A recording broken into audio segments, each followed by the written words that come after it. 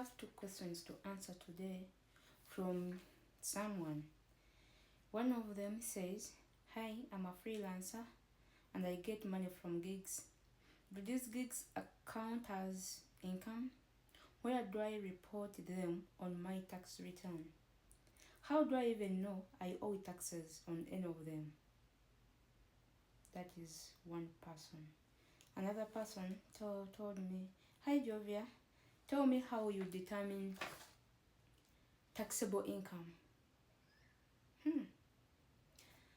I would like to start with you, the taxable income one, because even this one who asked about gigs will need this information.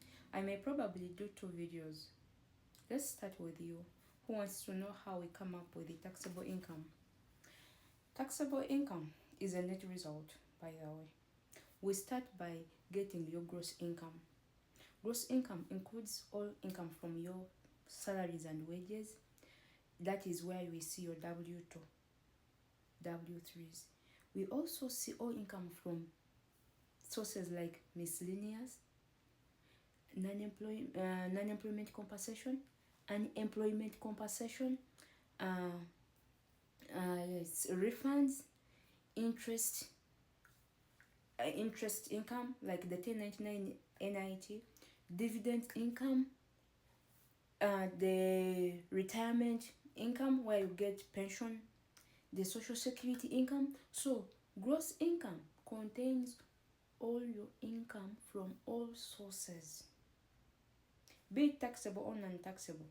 Let's first get the word gross income. So we look at your income from totality, income from self-employment, everything that you do that brings in money is what we call gross income. After we get gross income, we remove what we call above the line deductions. So gross income minus above the line deductions, we get the answer called adjusted gross income, which I call the AGI. So many videos have referred to this until someone came up and said, "Show me how you come up with this taxable amount. Why do you even say this is taxable, this is not?" Now I'm showing you how we arrive at that decision. So gross income minus above the line deductions is equal to adjusted gross income, which is the AGI. Now from there, AGI minus below the line deductions gives you what we call taxable income. Therefore, taxable income is, open bracket, gross income minus above the line deductions, close bracket. At that point, what you have is adjusted gross income. So that answer minus below the line deductions, close bracket. At that point, what you get is the taxable income. You know why I avoid formulas and computations and numbers? Because I know I've done this in the past around 2020, and I could see a lot of reactions and a lot of confusion. So I choose to give you the formula and I choose to speak it out, and I would like you to practice it.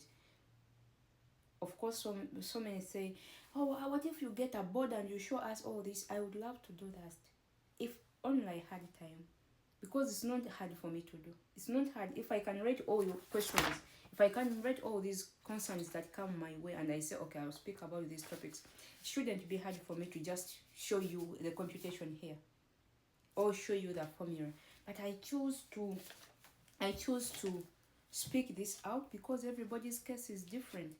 And so many of you, when we try to show you how to do stuff, you try to do them not considering your scenario. And when you hit a rock, or when you make a mistake, or when you just pull out whatever formula I gave you and just to do whatever without looking at your scenario, exceptions to the rule, like circumstances, because tax is circumstance based, is scenario based. There is no single application that applies to everybody. We can always have general rules, but we always have these scenarios based on your scenario. Especially the American tax is very versatile. Very versatile, I can tell you. That's why I tell you how it moves. Then when it comes to your particular scenario, we only and only zero down to your scenario, because it may not apply to everybody. So that's how we come up with the taxable income. I would like to come back with a video about the other person who asks about the gigs, because some of the income we're talking about under gross income is part of the income is mentioning. See you right back.